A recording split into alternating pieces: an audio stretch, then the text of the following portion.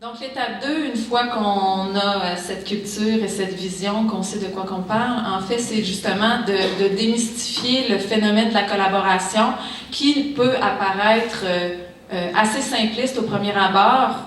On sait tous comment collaborer, on est tous des bons collaborateurs, mais au fond, lorsqu'on s'engage dans un processus d'amélioration de ces pratiques-là, il faut comprendre qu'on a différents leviers et que c'est plus complexe qu'il n'en paraît. C'est un super cadre de référence. Je vous épargne, ça ne sera pas si théorique que ça, inquiétez-vous pas. En fait quand on parle de collaboration interprofessionnelle, pour que vous puissiez optimiser, il faut que chacun de vos intervenants, chacun des personnes qui travaillent dans vos organisations, dans vos GMF, comprennent bien et adhèrent à un cadre de référence commun sur ce que c'est la collaboration. On en propose un ici, en fait, je compare souvent la collaboration comme un sandwich. C'est un peu étrange comme parallèle. Mais en fait, des sandwichs, on a différents... ça vise tout le temps le même but, de rassasier. C'est quelque chose de rapide. On a toujours les mêmes composantes, donc des tranches de pain avec des composantes à l'intérieur, des légumes, une viande. C'est la même chose pour la collaboration. Les sandwichs, on en a quand même différentes variétés. On a le petit pita, le petit grilled cheese, le sandwich de luxe. Pour la collaboration, c'est la même chose. Ici, on a un continuum, donc vos composantes du sandwich, c'est les composantes que vous avez horizontalement, qui se retrouvent dès que deux personnes entrent en interaction, ces composantes-là se retrouvent. Mais les modalités, les pratiques de collaboration vont se moduler différemment selon les contextes. Et c'est nos pratiques qu'on a ici, pratiques indépendantes, parallèles, consultation, référence, concertation. On va y revenir. Donc, ce qui est important de bien comprendre, c'est que ces pratiques de collaboration-là vont donc se moduler selon la complexité biopsychosociaux des besoins de la personne, des proches, des communautés, bien sûr. Donc, pour des besoins moins complexes, on va être dans des pratiques de collaboration donc moins intenses, jusqu'à des besoins complexes qui demandent une intégration ou des pratiques de collaboration plus intenses, plus intégrées pour bien appréhender la situation et adopter un plan qui est cohérent. De ces besoins-là vont découler, de cette situation-là, de cette complexité-là, va découler des besoins. Et c'est là votre objectif commun, au fond, c'est les intentions de collaboration, les intentions qui sous-tendent le besoin d'entrer en interaction avec vos collègues, avec les autres professionnels. Donc, à la base, bien sûr, établir un partenariat avec la personne, avec votre patient, c'est la base et qui est commun partout. Au minimum, on a besoin d'informer ce qu'on fait. Ensuite, si la situation se complexifie un peu, c'est pas juste d'informer, mais d'avoir vraiment un échange d'informations, donc une information qui va par la suite influencer ou non ma pratique. Les besoins sont un peu plus complexes, on n'a pas juste besoin d'échanger de l'information, il faut s'arrêter, se concerter sur des objectifs donc disciplinaires, un peu la vision d'un casse-tête. Est-ce que tous les morceaux de l'offre de services de soins sont cohérents? Est-ce que l'image est cohérente avec les besoins du client? Est-ce qu'il manque un morceau de casse-tête? Donc, c'est vraiment l'espèce de coordination et de concertation. Et finalement, dans les besoins les plus complexes, des situations où on aura quelques exemples, on est vraiment dans l'ordre, à ce moment-là, de l'interdisciplinarité. On a besoin de partager donc des décisions et des actions en lien avec des objectifs communs. De ces intentions-là, donc, vont découler des interactions particulières, différentes pratiques. Lynn va y revenir dans quelques instants. Et ces différentes pratiques-là vont demander une intégration plus ou moins grande des différents paradigmes d'évaluation, d'intervention. Donc, c'est là où on retrouve l'unidisciplinarité, la multidisciplinarité et l'interdisciplinarité. Donc, vraiment, la capacité des différents professionnels de bien comprendre les connaissances, les cadres d'évaluation, les cadres d'intervention des autres intervenants, finalement, des partenaires. Un petit mot, en fait, sur la complexité, puis ça peut... c'est important, on parle vraiment de cette étape-là lorsqu'on accompagne des équipes ou on améliore des processus de collaboration, parce que c'est vraiment au niveau des deux premières composantes que vont découler le reste. Souvent, on prend le problème un peu à l'envers. On est beaucoup centré sur les modalités, les outils, les processus, les trajectoires, sans se poser la question sur ce qui sous-tend l'utilisation de ces outils-là. Qu'est-ce que je cherche avec l'utilisation de l'outil? Qui sont mes intentions? Les intentions liées à la complexité. Et souvent, ce qu'on nous demande, c'est donc qu'est-ce qu'une situation complexe ou comment on module, on lit cette variation de complexité-là. On a développé différents types d'indicateurs de complexité qui se découlent là, avec différents indicateurs, mais il faut donc que vos professionnels et les gens qui travaillent dans vos organisations développent une capacité à lire ces indicateurs de complexité pour allumer des lumières, de dire, ben, là, j'ai besoin d'interpeller de façon plus importante mon collègue ou adopter une pratique plus intégrée de collaboration.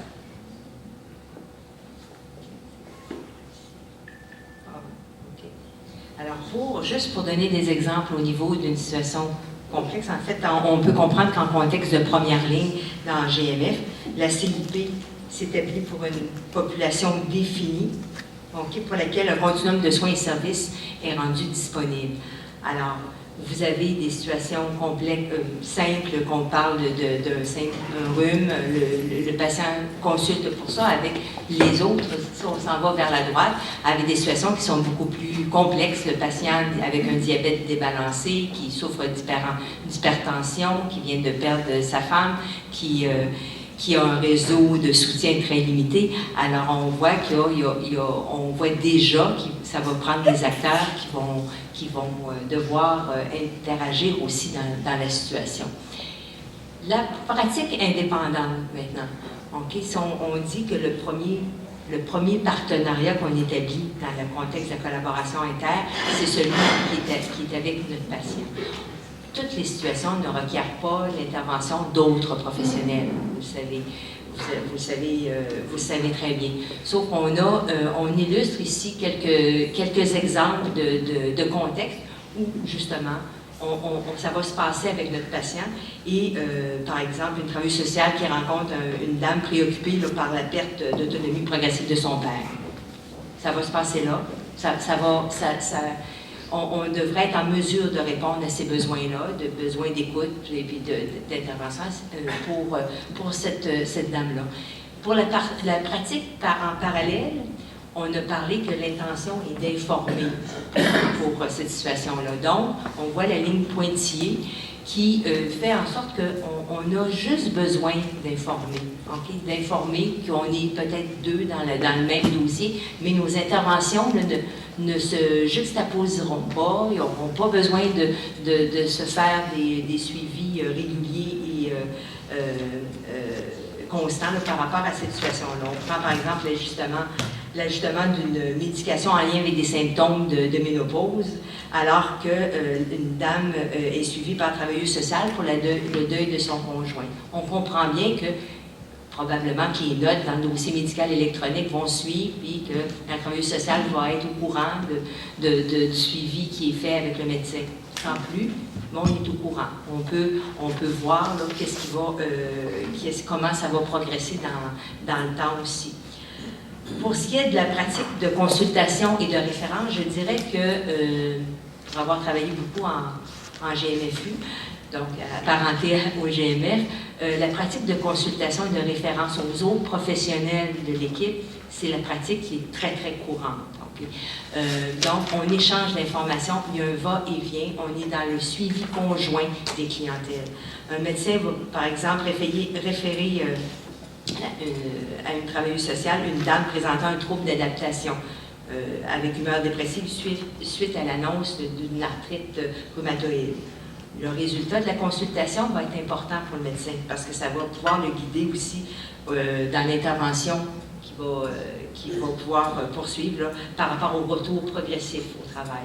Alors, c'est un exemple, il y en a plein. Ce qui est important, c'est de noter que au fur et à mesure que le suivi se fait, les informations sont transmises. Donc, on va y revenir. Tantôt, on a parlé de l'art de référer. On va y revenir un peu plus tard là, dans la compétence de communication.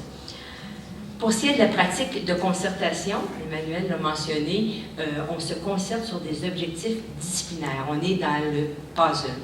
Donc, on va juxtaposer les expertises de chacun, puis on va travailler en complémentarité, mais chacun dans cette discipline. Comme exemple, Le médecin suit une femme avec un problème d'infertilité. L'infirmière rencontre cette même personne pour son suivi stable d'hypertension. Vous voyez bien que chacun est dans sa sphère, puis ils vont se concerter fort probablement de manière à diminuer les déplacements de la dame. Ils vont se coordonner là, dans les horaires, mais ils vont se concerter également dans les informations à lui transmettre, au besoin, afin d'assurer une cohésion aussi. Il faut avoir les mêmes paradigmes. Ça peut même nuire si on ne suit pas ces mêmes messages-là. Les échanges pour assurer un suivi optimal quant à l'hypertension. Et c'est très important de connaître aussi au sein des professionnels, justement, quels sont les messages qui sont transmis pour pouvoir être cohérent au sein de l'équipe.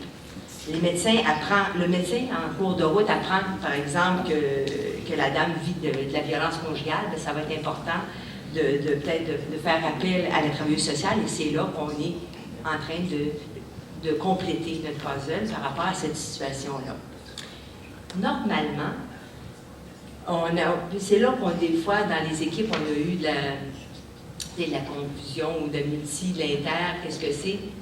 Retenons que la multi, on est toujours avec les objectifs disciplinaires. On n'est pas dans un objectif commun. Okay. Quand on arrive avec l'objectif commun, on est vraiment dans le partage des décisions, le partage des actions en lien vraiment avec ce qui va réunir les gens autour de du même objectif. Alors, si on a, par exemple, l'exemple qu'on vous propose ici, un homme qui vit seul à domicile, qui souffre d'un diabète débalancé avec des plaies aux 2 pieds, il gère difficilement l'utilisation de son insuline. Lors de la consultation avec la nutritionniste, elle a noté que monsieur consommait peu de protéines. De plus, il semblait désorienté. On peut imaginer là, que son maintien à domicile peut être précaire. Alors, c'est là qu'on va pouvoir fixer l'objectif de travailler ensemble, l'ensemble des professionnels qui sont concernés, à vraiment y aller avec nos expertises pour pouvoir être complémentaires dans les interventions visant le maintien à domicile de façon sécuritaire. Médecins, infirmières, nutritionnistes, pharmaciens, puis la travailleuse sociale, alors, ils conviennent de leur plan, puis ils vont se suivre régulièrement dans cette avenue-là. C'est sûr que dans un contexte comme ça, les discussions de cas sont importantes et on peut probablement pas, ou plus difficilement, juste se fier aux notes évolutives de l'un et de l'autre. On va avoir besoin de temps en temps de s'asseoir, de reconsidérer nos orientations pour être sûr que ça va pour quelle est l'évolution du patient dans tout ça. Donc, c'est important de bien comprendre cette notion-là de différentes pratiques parce que ce qui fait une bonne équipe qui collabore ou de bons collaborateurs, c'est leur capacité à voyager à travers ce continuum-là de façon rapide et toujours en cohérence avec les besoins du client.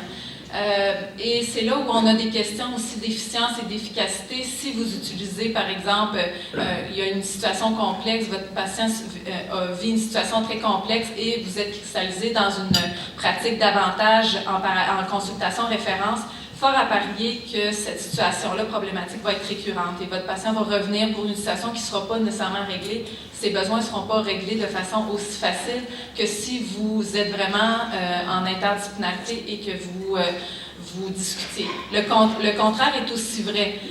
Il faut que les intervenants et ceux qui viennent travailler chez vous comprennent bien qu'on n'est pas toujours en interdisciplinarité, on n'est pas toujours obligé de discuter de tous les cas, de tous les patients à tous les instants, même si vous êtes plus d'un professionnel dans un dossier. Donc, c'est vraiment cette capacité de comprendre, de voyager à travers le continuum qui va vous faire parler de la même chose et qui vont pouvoir vous permettre d'identifier les pratiques exemplaires et les écarts entre les pratiques actuelles et savoir sur quoi vous devez travailler en tant qu'équipe. Un petit mot sur l'interdépendance. Vous comprendrez que dans ce phénomène de collaboration interprofessionnelle qui est assez complexe, on a différents obstacles et facilitateurs aussi qui viennent réguler les pratiques de collaboration. Mais lorsqu'on voit les recherches sur la collaboration, puis quand c'est positif ou non, il y a une quantité de combinaisons de variables qui fait que ça fonctionne ou pas, mais on voit beaucoup que la variable qui explique ou du moins qui va être très souvent corrélé avec des issues positives en termes de collaboration, c'est toute la notion de cohésion, d'interdépendance. Vous mettez une équipe qui a très peu de cohésion d'équipe et une interdépendance qui est difficile à s'actualiser, même si vous mettez un environnement parfait avec les meilleures modalités de collaboration possibles, avec le DME le plus magnifique que vous pouvez imaginer, avec toutes les conditions externes parfaites pour collaborer, on voit que la collaboration ne s'actualise pas nécessairement positivement. Au contraire, dans un environnement qui est en théorie ou objectivement très peu facilitant, avec beaucoup d'obstacles, lorsque l'équipe réussit à se structurer autour d'une action collective et à nourrir cette interdépendance-là, souvent c'est assez fort pour passer à travers des facteurs irritants et les obstacles. Donc c'est intéressant dans un contexte de transformation comme présentement d'avoir cette notion-là en tête. L'interdépendance, c'est l'adhésion collective au plan d'action, à l'objectif. La négociation donc des tâches et du partage du pouvoir, beaucoup entre intervenants, on est là, c'est là le nœud de la collaboration, et une responsabilité partagée à l'égard des résultats. C'est important que l'ensemble de l'équipe comprenne que la collaboration n'est pas pour pallier un manque, une incompétence ou pour un manque de confiance professionnelle. On est vraiment, chacun garde sa responsabilité individuelle, mais ça rajoute une responsabilité collective aux résultats et aux décisions. On dépasse donc les besoins individuels et il y a une forme de réciprocité. Si chez vous ou même vous-même, vous ne voyez pas l'avantage de collaborer, l'avantage pour vous, pour votre patient de collaborer avec le travailleur social, ça va être très difficile d'arriver à établir des rapports qui vont nourrir cette adhésion-là. Donc, la réciprocité, c'est de voir la valeur ajoutée de chacun de ces professionnels-là et d'y travailler. Comment on fait ça dans la vraie vie, quand on est sur le terrain? Par quoi on commence pour réviser, pour optimiser nos pratiques de collaboration? Mais si on part, par exemple, si on a en tête le schéma que vous avez aussi dans vos pochettes sur le continuum des pratiques de collaboration, ce qui est important, c'est de revoir quelles sont les situations qui interpellent la collaboration dans son GMF. On peut faire une réunion, par exemple une réunion administrative, où on se donne un temps où chacun a fait une réflexion sur quand est-ce que moi je collabore. Okay? Ça va être à quel moment? Est-ce que c'est seulement dans des situations complexes? Est-ce que je suis partout dans toutes sortes de situations à partir de la pratique parallèle ou la pratique de référence de consultation? Quand est-ce que j'ai des cas où je vais être en pratique de soins partagés vers la droite du continuum? Et on partage ça. Okay? Quels sont les professionnels qui sont impliqués? À quels objectifs, à quelles intentions ces situations-là devraient-elles correspondre dans le continuum des pratiques de collaboration? C'est la première démarche de réflexion qu'on peut faire. Comme Emmanuel disait, on ne peut pas juste penser que la collaboration, parce qu'on a des échanges entre nous, va être nécessairement efficace. Il faut comme faire une réflexion de base pour pouvoir, dans le fond, prendre une photo de ce qui se passe dans notre milieu. Première étape. Donc, une fois que vous avez, comme Lynn dit, détaillé le profil de vos clientèles, puis les profils types des situations typiques selon leur degré de complexité, bien, et bien sûr la pratique attendue, les intentions, les interactions qui seraient liées à ça pour bien répondre aux besoins des patients.